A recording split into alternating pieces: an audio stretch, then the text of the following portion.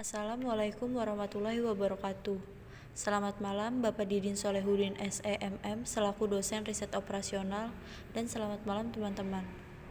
Pada pertemuan kali ini kami dari kelompok 1 yang beranggotakan Lutfi Andrean dengan NIM 642000997, Anissa Fitria dengan NIM 642000966, Evira Yunita dengan NIM 642000938, Rismawati dengan NIM 642000965, dan Zara Nuraini dengan NIM 642000980. Pada pertemuan kali ini, kami akan mempresentasikan materi metode simplex. Perkenalkan, nama saya Lutfi Andrean. Saya akan menjelaskan tentang definisi metode simplex. Metode simplex adalah metode yang dapat digunakan untuk menyelesaikan persoalan material yang telah diformulasikan terlebih dahulu ke dalam persamaan matematika program linear yang mempunyai variabel keputusan mulai dari lebih besar atau sama dengan 2 sampai multivariabel. Manfaat metode simplex. Metode simplex digunakan untuk mencari nilai optimal dari program linear yang melibatkan banyak constraint atau pembatas dan banyak variabel atau lebih dari 2 variabel. Penemuan metode ini merupakan lompatan besar dalam riset operasi dan digunakan sebagai prosedur penyelesaian dari setiap program komputer. Kelebihan dan kelemahan metode simplex. Kelebihan metode simplex yang pertama adalah suatu metode pemecahan dasar yang optimum dan pada setiap step menghasilkan suatu nilai dari fungsi tujuan yang selalu lebih besar atau lebih kecil atau sama dari step-step sebelumnya. Yang kedua, metode simplex lebih efisien. Selanjutnya, kelemahan dari metode simplex. Prosesnya rumit dan banyaknya variabel yang dipakai sehingga rumit pula dalam penginterpretasinya dibandingkan dengan metode Hongaria.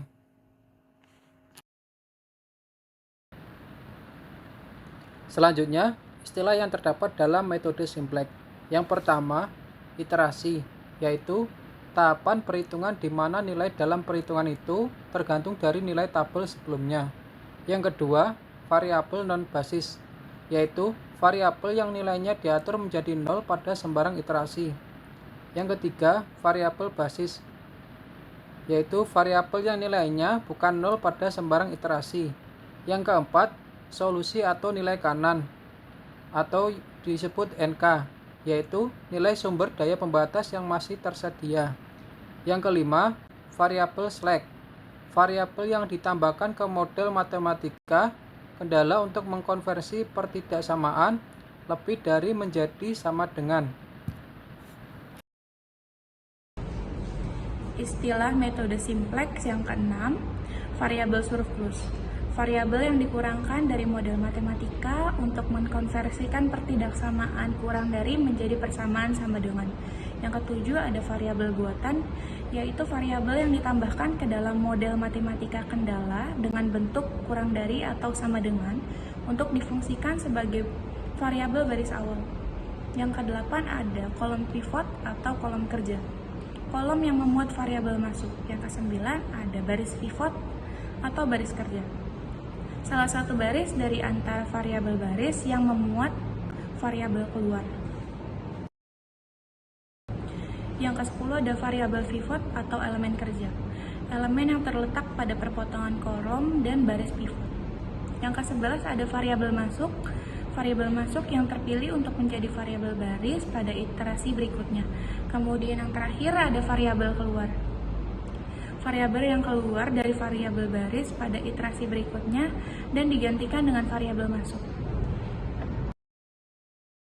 Tahapan-tahapan dalam metode simplex. A. Membuat bentuk laporan standar dengan pertama mengubah fungsi tujuan menjadi fungsi implicit. Kedua, mengubah fungsi batasan menjadi persamaan dengan menambahkan variabel slack.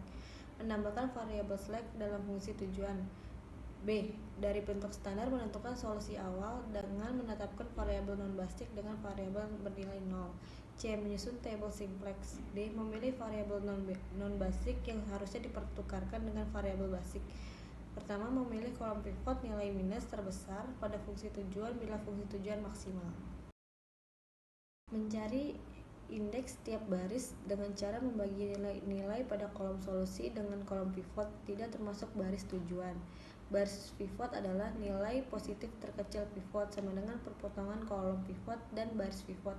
Perhitungan baris pivot baru dengan cara membagi semua nilai pada baris pivot lama dengan nilai pivot. Menghitung nilai baris-baris lainnya, baris baru sama dengan baris lama dikurang koefisien pada kolom pivot dikali nilai baru baris pivot. Nilai pada kolom pivot sama dengan 0. Susun table simplex baru. F. Evaluasi apakah tujuan masih ada nilai minus. G. Jika ya, ulangi tahapan iterasi. Jika tidak, maka sudah dihasilkan nilai optimal. Bentuk umum metode simplex. Ada beberapa hal yang harus diperhatikan dalam membuat bentuk baku, yaitu 1. Fungsi kendala dengan pertidaksamaan dalam bentuk umum dirubah menjadi persamaan sama dengan menambahkan satu variabel slack. 2. Fungsi kendala dengan pertidaksamaan dalam bentuk umum dirubah menjadi persamaan sama dengan mengurangkan satu variabel surplus. Ketiga, fungsi kendala dengan persamaan dalam bentuk umum ditambahkan satu artificial variabel atau variabel bantuan. Cara penyelesaian dalam metode simplex. Langkah-langkah penyelesaian adalah sebagai berikut. Yang pertama, periksa apakah tabel layak atau tidak. Kelayakan tabel simplex dilihat dari solusi atau nilai kanan. Jika solusi ada yang bernilai negatif, maka tabel tidak layak. Tabel yang tidak layak tidak dapat diteruskan untuk dioptimalkan. Yang kedua, tentukan kolom pivot. Penentuan kolom pivot dilihat dari koefisien fungsi tujuan atau nilai di sebelah kanan baris Z dan tergantung dari bentuk tujuan. Yang ketiga, tentukan baris pivot. Baris pivot ditentukan setelah membagi nilai solusi dengan nilai kolom pivot yang bersesuaian atau nilai yang terletak dalam satu baris. Yang keempat, tentukan elemen pivot. Elemen pivot merupakan nilai yang terletak pada perpotongan kolom dan baris pivot. Yang kelima, bentuk tabel simplex baru. Tabel simplex baru dibentuk dengan pertama kali menghitung nilai baris pivot baru. Yang keenam, periksa apakah tabel sudah optimal. Keoptimalan tabel dilihat dari koefisien fungsi tujuan atau nilai pada baris Z dan tergantung dari bentuk tujuan. Ketentuan yang perlu diperhatikan dalam penyelesaian metode simplex. A. Nilai kanan fungsi tujuan harus 0. B. Nilai kanan fungsi kendala harus positif. Apabila negatif, 1. C. Fungsi kendala dengan tanda lebih besar dari harus diubah ke bentuk sama dengan menambahkan variabel slack atau surplus. D. Fungsi kendala dengan tanda kurang dari diubah ke bentuk lebih dari dengan cara mengkalikan dengan min 1. E. Fungsi kendala dengan tanda sama dengan harus ditambah artificial variable atau yang biasa disebut M. Contoh studi kasus. Dari data yang kita miliki, fungsi tujuan yang kita dapat yaitu Z sama dengan 8x1 ditambah 5x2, lalu fungsi kendala sama dengan x1 ditambah x2 kurang dari sama dengan 6, 9x1 ditambah 5x2 kurang dari sama dengan 45, x1, x2 lebih dari sama dengan 0. Langkah yang harus kita lakukan yaitu pertama mengubah bentuk standar ke bentuk kanonik. Tahap pertamanya yaitu merubah tanda pertidaksamaan kurang dari sama dengan menjadi sama dengan cara menambahkan angka 1. Langsung kita masuk ke contohnya yaitu angka x1 ditambah x2 ditambah s1 sama dengan 6. Lalu 9x1 ditambah 5x2 ditambah s2 sama dengan 45. Dan untuk fungsi tujuan, kita merubah unsur objektifnya tetap sama, tetapi koefisiennya ditambahkan angka 0 di depan S1 dan S2-nya, lalu pindahkan ruas kanan ke ruas kiri. Dan hasil yang kita dapat yaitu Z sama dengan min 8x1 min 5x2 min 0S1 min 0S2 sama dengan 0. Setelah kita merubah variabel tersebut menjadi bentuk kanonik, langkah selanjutnya yaitu kita membuat tableau, di mana berisi variabel Z, X1, X2, S1, dan S2. Lalu kita memiliki tabel baru yaitu RHS atau right hand side, yaitu ruas sisi kanan. Kita memasukkan angka 1, min 8, min 5, 0, 0, dan 0. Lalu di kolom kedua yaitu kita memasukkan angka 0, 1, 1, 1, 0, dan 6. Di kolom ketiga kita masukkan angka 0, 9, 5, 0, 1, 45 dari data yang telah kita hitung tadi. Lalu kita menambahkan satu kolom yaitu kolom basic. Dalam kolom basic ini kita lihat komponen yang hurufnya 1 itu kita tulis Z, dan kolom yang ada huruf 0 dan 0-nya kita masukkan dengan S1 dan S2. Dilanjutkan untuk memudahkan dalam membacanya, kita tambah kolom sebelah kiri basic, kita tulis B0, B1, dan B2. Lalu kita lihat di kolom ini apakah kolom tabel ini sudah optimum atau belum. Tentunya belum, karena di sini dalam tabel tersebut masih terdapat angka min. Langkah selanjutnya kita dapat mencari kolom kunci. Kolom kunci kita dapat dari angka yang minnya paling besar, yaitu di sini angka min 8.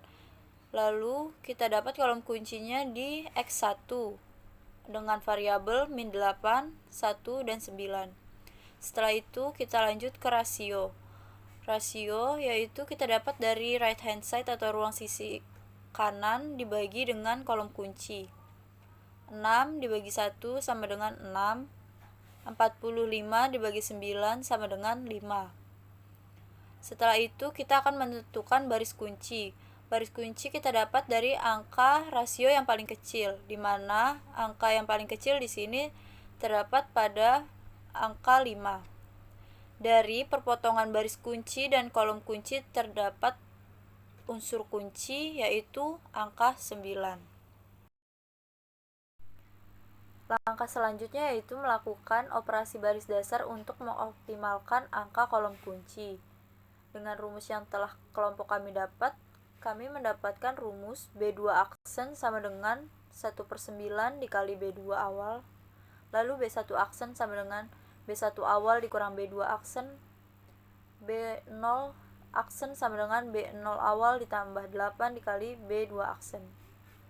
Dengan variabel yang sudah kita hitung, lalu kita masukkan ke rumus yang sudah kami dapat. B2 aksen sama dengan 0, 1, 5/9, 0, 1/9, dan 5. Lalu B1 aksennya sama dengan B1 awalnya 0 dikurang B2 aksennya 0. Dilanjut dengan 1 dikurang 1, lalu 1 dikurang 5/9, 1 dikurang 0, 0 dikurang 1/9, 6 dikurang 5. Maka variabel pada B1 aksen ini yang kita dapat yaitu 0, 0, 4/9, 1, min 1/9, dan 1. B0 aksen sama dengan B0 awalnya 1 ditambah 8 dikali B2 aksennya 0. Min 8 ditambah 8 dikali 1. Min 5 ditambah 8 dikali 5/9. 0 ditambah 8 dikali 0. 0 ditambah 8 dikali 1/9. 0 ditambah 8 dikali 5. Maka variabel yang kita dapat pada B0 aksen ini yaitu 1, 0, min 5/9, 0, 8/9, dan 40.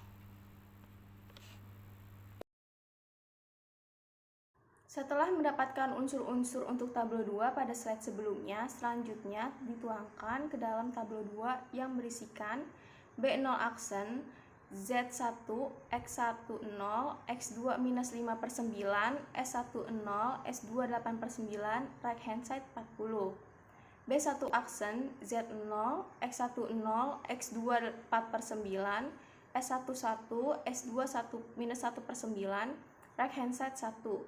B2 aksen, Z0, X1 1, X2 5 per 9, S1 0, S2 1 per 9, right hand side 5. Karena masih ada nilai negatif di B0 aksen, yaitu minus 5 per 9, maka kita katakan belum optimal. Langkah selanjutnya sama seperti tablo 1, yaitu mencari unsur kunci atau kolom kunci. Mana yang paling negatif atau nilai yang paling kecil lalu dibandingkan. Di data ini yang paling kecil nilainya yaitu minus 5 per 9. Jadi kolom kuncinya terdapat di X2 yaitu minus 5 per 9, 4 per 9, lalu 5 per 9. Kemudian kita bandingkan, jadi rasionya 1 banding 4 per 9 sama dengan 9 per 4, dan 5 dibanding 5 per 9 sama dengan 9. Nilai yang paling kecil akan menjadi baris kunci, yaitu 9 per 4. Berarti perpotongan antar baris kunci dan kolom kunci adalah 4 per 9, yang disebut unsur kunci. Lalu untuk basisnya yaitu Z, kemudian S1 dan X1. Yang dapat dilihat dari nilai Z 1 0 0, lalu S1 0 1 0, kemudian X1-nya 0 0 1. Setelah membuat tablo 2, selanjutnya membuat operasi baris dasar untuk mengupdate tablo 2 menjadi tablo 3. B1 double aksen 9 per 4 karena ingin mengubah unsur kunci 4 per 9 menjadi nilai 1. Jadi rumusnya 9 per 4 dikali B1 aksen. Jadi B1 double aksen hasilnya 0 0 1, 9 per 4 minus 1 per 4, 9 per 4. B0 double aksen rumusnya B0 aksen ditambah 5 per 9 dikali B1 double aksen. B2 double aksen sama dengan B2 aksen dikurang 5 per 9 dikali B1 double aksen. Jadi B0 double aksen 1 ditambah 5 per 9 dikali 0, 0 ditambah 5 per 9 dikali 0, minus 5 per 9 ditambah 5 per 9 dikali 1, 0 ditambah 5 per 9 dikali 9 per 4, 8 per 9 ditambah 5 per 9 dikali minus 1 per 4, 40 ditambah 5 per 9 dikali 9 per 4. Lalu hasilnya 1, 0, 0, 5 per 4, 3 per 4, 41, 1 per 4. B2 double aksen rumusnya B2 aksen dikurang 5 per 9 dikali B1 double aksen. Jadi B2 double aksen yaitu 0 dikurang 5 per 9 dikali 0, 1 dikurang 5 per 9 dikali 0, 5 per 9 dikurang 5 per 9 kali 1, 0 minus 5 per 9 dikali 9 per 4, 1 per 9 dikurang 5 per 9 dikali minus 1 per 4, 5 dikurang 5 per 9 dikali 9 per 4. Hasilnya 0, 1, 0, minus 5 per 4, 1 per 4, 15 per 4. Hasil dari operasi baris dasar, data tersut dimasukkan ke dalam tablo 3. Jadi B0 double aksen, Z1, X1 0, X2 0, S1 5 per 4, S2 3 per 4. Right hand side 41, 1 per 4. B1 double aksen, Z0, X1 0, X2 1, S1 9 per 4, S2 minus 1 per 4, right hand side 9 per 4. B2 double aksen, Z0, X1 1, X2 0, S1 minus 5/4, S2 1/4, right hand side 15/4. Basisnya Z, X2, X1 karena Z1 00, X1-nya 001, lalu X2-nya 010.